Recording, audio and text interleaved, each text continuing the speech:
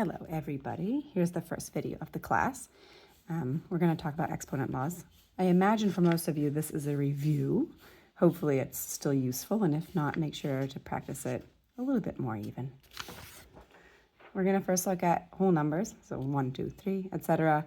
Product rule, quotient rule, power rule, those are applicable to all of them, but it's a little bit easier to see them when you have them with some numbers you feel more comfortable with. Integer exponents, so expanding on whole or natural numbers to 0, and negative integers, well, negative whole numbers if I say it a little bit incorrectly, and then rational exponents, which you may think about as decimals or fractions. So a very quick review of the basics. Remember that exponents actually are repeated multiplication. So 3 to the 4th is 3 times 3 times 3 times 3. You can group them in different ways. 9 times 9 is easier for me. And then you would get 81. 10 to the 5th, great application of scientific notation, or a great use of this is in scientific notation. When you're multiplying 10 times 10 times 10 times 10 times 10, remember multiplying by 10, you just move the decimal over using placeholders if needed. So I actually have that's to the 1st, to the 2nd, to the 3rd, to the 4th, to the 5th. I'm not even going to write that out. You'll feel very comfortable with that in a few days. 1 times 1 times 1, any number of times is itself. It's an identity.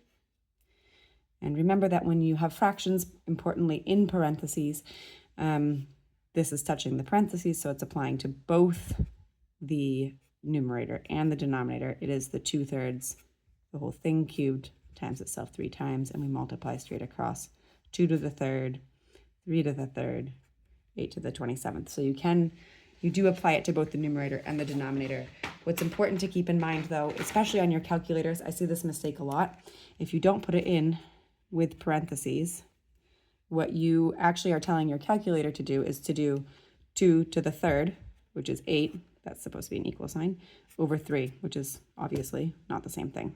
So make sure you have the parentheses. The order of operations would take precedence here, and you would have 2 to the 3rd and then the division, whereas this one is saying do parentheses first and then exponents, thinking of PEMDAS. Product rule, product is multiplication, so when you're multiplying things together, 3 to the 2nd times 3 to the 4th, these are actually all just ways to look at multiplication. 3 to the 2nd is 3 times 3 times, another way of writing that. We'll talk more about notation, especially as we move towards the IA. But as long as you're consistent and don't turn your x's into times or vice versa, your periods into multiplication, you should be fine in the IB. 3 times 3 times 3 times 3 times 3 times 3. You can, depending on the problem, either put it into your calculator, or the paper, I should say, or you can just do it out. 729, 9 times 9 times 9, whatever else you could group as. It's even easier when you have x times x times x times x times x times x, blah, blah, blah, 9 times. What you'll notice is I actually just wrote out x times itself 14 times, so I'm adding those. That's really what I'm doing here too. This is 3 to the 2 plus 4. Okay, so that plus is the really important thing here. X to the 5 plus 9 is going to be x to the 14th. A nice little trick I think of, so we have PEMDAS, parentheses, exponents go in both directions. Multiplication and division are actually the same thing. They undo each other too. So times 3 is the same as divided by 1/3. Addition and subtraction in the same way are the same thing, really. Adding 3 is the same as subtracting -3. And when you are looking at these power laws, as you'll see, is we always just move down a step. If we have an exponent to an exponent, as you'll see, we're going to multiply. We just saw multiplying two things with the same base. We're going to add them. In a moment, you'll see when we're dividing, we subtract. But you can see the concept behind it of why that's happening right there. Another variation of this, my pen is leaking through, is here I don't have the same base. I have the same exponent. These are powers. This is the base of it, and that's the exponent. But if I were to write this out and kind of conceptually think through this, I have 3 times 3 times 3 times 2 times 2 times 2. And if I were to rearrange this, I could actually say 3 times 2 times 3 times 2. And this is all possible because of the commutative property. That's actually 3 times 2 multiplied by itself 3 times, or 6 cubed. And 6 cubed, I believe, is 216, but I don't want to, 216. So you can see the development of another law here. If the exponents are the same, because you can group them, you can actually, there we go, you can take a look here. I don't want to write all this out, but I would be able to expand these just like I did here. And what I get inside is 0.125 with the same exponents times 16 to the fourth. They both have the same exponent. So it is important to see what's the same, what's different. Those do work a little bit differently with addition and subtraction. I realize now you can't see over here. Maybe I'll write it here, 216. And this is nice. It may not look it. This is 1/8 times 16 to the fourth, or, well, that's 1/8 of 16 is 2 to the fourth. 16, which is significantly easier. I would not have been able to do very easily these things out in my head. So it does make it a lot nicer as we move on and use some power laws to simplify them. Quotient rule, you're going to see that same thing where I showed about PEMDAS. I will try to keep this all in view.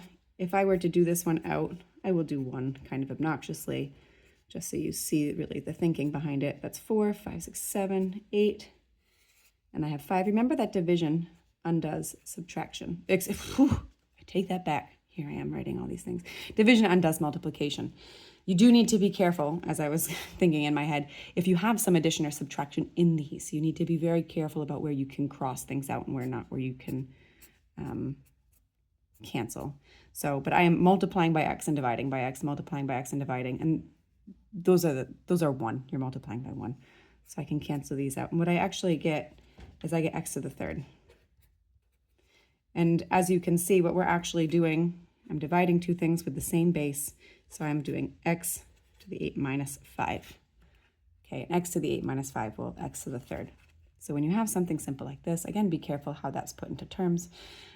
You can reduce them. Here's a little bit more complicated. I could write them all out, 24, a times a times a times a times a, etc., etc. But what I can do is I can just subtract things with the same base. This is all multiplication and division. They all just undo each other. Numbers, 24 divided by 6, I could separate out. It's going to be 4. A to the 5th, and I'm dividing by one of the a's, 5. And we don't write that exponent. Do remember back to earlier things.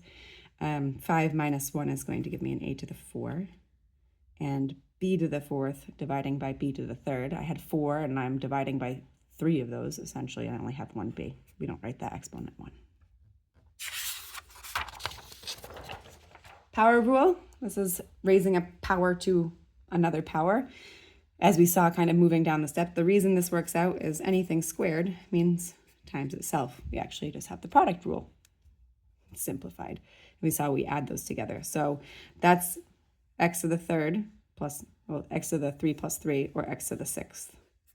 I'm not going to repeat that again.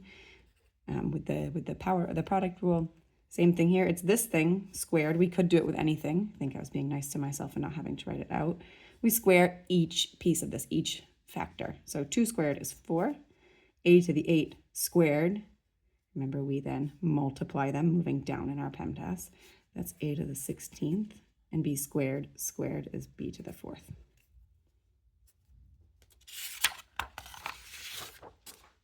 Here you'll see a whole bunch of combined laws, and we just need to be careful about the order of operations. So I do have this here with exponents, and as you get more comfortable in it, you can decide how much you want to show your work. They're not entirely too strict about it. The first thing is I am going to see if I can simplify anything in parentheses, and I can. So I'm just going to rewrite everything being quite neat. I say is that's not neat. A squared times a to the 5th. That's going to be a to the 7th. I would write out a times a times a, whatever, you know. And then b. And I'm not going to do anything else in this first step. 2a to the 4th, b to the 2nd, times b over 3a. Now I'm going to look at my exponent. This is the power here. So 12a to the 4th. This cubed, a to the 7th cubed would be a times a to the 7th times a to the 7th times a to the 7th. Add those up. A to the 21st. 7 times 3. B cubed. 2a to the 4th. B squared.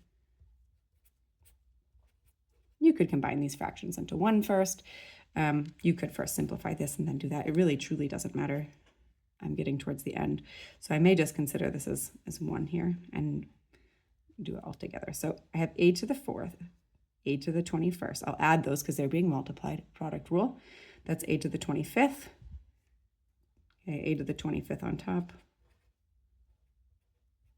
On the bottom, I have still the a to the 4th. I guess I will take it more slowly. A to the 4th and another a, so I still have a to the 5th on the bottom. I still have the 12. On top, I have a b cubed and a b, so b to the 4th, 2. No more b squareds. And simplifying this last thing, making sure it's still on the screen. 12 divided by 2 is 6. A to the 25th divided by a to the 5th is a to the 20th. B to the 4th, divided by b to the 2nd. I still have 2 of those left. Integer exponents, power of 0 is always 1. So anything to the 0, I'll just use a to the 0 is 1. And negative exponents, reciprocal, which means to flip it. Some people think of the fractions or just twist their hands in the air. And here's really the reason behind it, if you were to think logically through this. 2 cubed, 2 squared, 2 to the 1st. You're all comfortable with this being 8, this being 4, this being 2. Now let's look at this pattern as I go down. Okay, I'm going to keep subtracting 1. Continuing, this time I'm dividing by 2 each time. 1. If I'm dividing by 2, I get a half. I didn't make that a great spacing. First time using these markers, 1/8. So you'll see this is the reciprocal of that. Very simple. We could flip it over as well. You'll see an example in a second. Okay, I'll do one here though. So if you have, for example, 2/3